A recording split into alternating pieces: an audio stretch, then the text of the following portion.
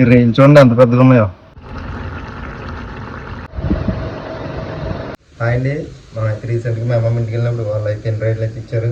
రైలు అయితే చూడండి ఎంత పెద్దగా ఉన్నాయో. ఇప్పుడు ఈ రైలుతో మనం ఎన్ని రైలు వంకాయ కూర అయితే వండుకోవచ్చు. చూద్దాం ఎలా వద్దాం. ఇప్పుడు ఈ రైలు అన్నింటిని క్లీన్ చేసుకుందాం.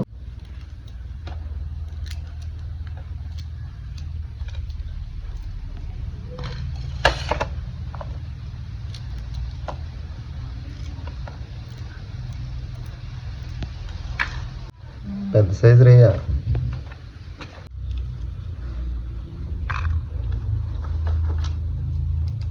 రైల్ని అయితే క్లీన్ చేసుకున్నాం. వేస్ట్ అయితే చూడండి ఎంత వచ్చిందో. ఒక పక్కన అయితే గుడ్లు అయితే ఉడుకుతున్నాయి, ఉల్లిపాయలకు వస్తుంది, ఎండ్రాయిలు, వంకాయలు, పచ్చిమిరకాయలు.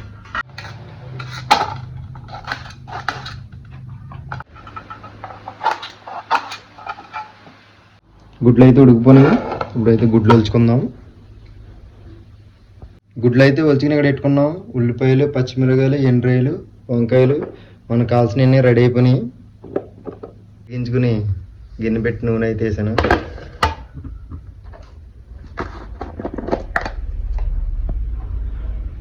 చీటికట్టు పోసి వేసుకుని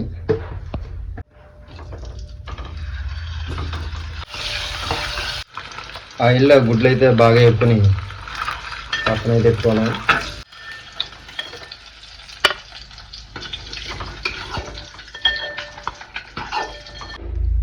తర్వాత ఎండ్రాయిలు అయితే వేసుకుని బాగా వేపుకోవాలి. గట్టెలది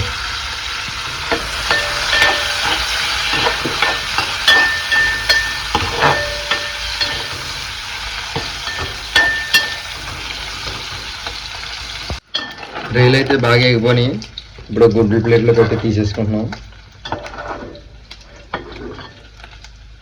చూడండి రైలు అయితే ఎలా ఎగినాయో.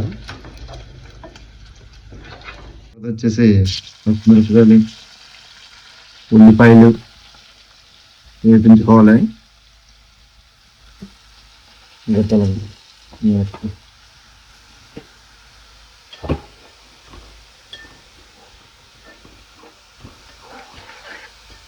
దీంట్లో మనకు సరిపడినంత సాల్ట్ అయితే వేసుకోవాలి. వేసుకుని ఈ గోల్డెన్ కలర్ వచ్చే వరకు వేపించుకోవాలి. ఉల్లిపాయలు అయితే బాగా మగ్గిపోయి ఇప్పుడు మనం వంకాయలు అయితే వేసుకుందాం.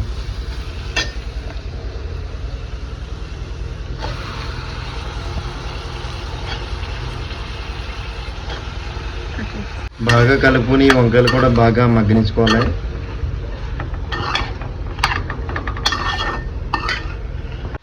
వంకాయలు అయితే బాగా మగ్గిపోయినాయి.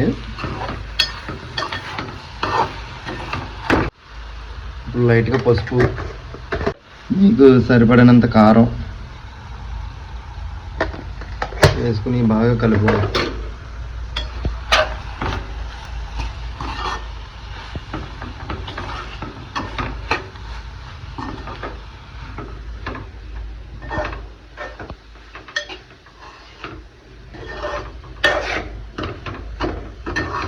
లైట్గా కొంచెం వాటర్ వేసుకుని బాగా కలుపుకోవాలి.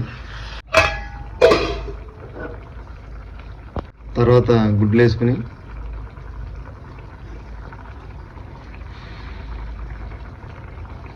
రైలు కూడా వేసేయాలి, మగ్గనిచ్చుకోవాలి. అప్పుడే స్మెల్ అయితే మనకి బాగా వస్తుంది అన్నమాట.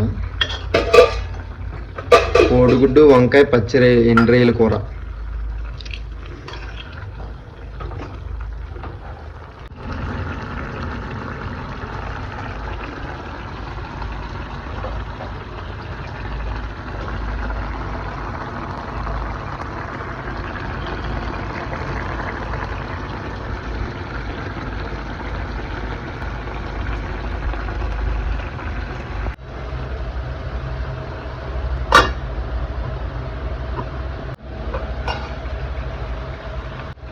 ఆల్మోస్ట్ ఉడికిపోయింది కూర. స్మెల్ అయితే మాత్రం భలే ఉంది.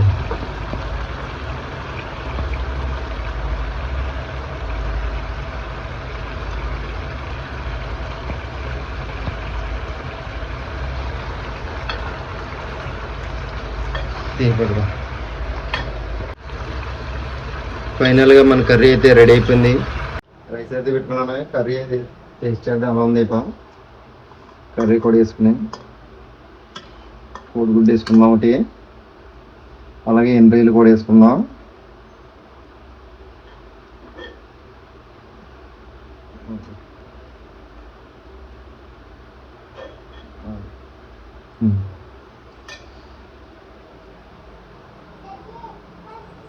రైస్ చూడండి ఎంత పెద్దగా ఉందో. సూపర్ ఉంది.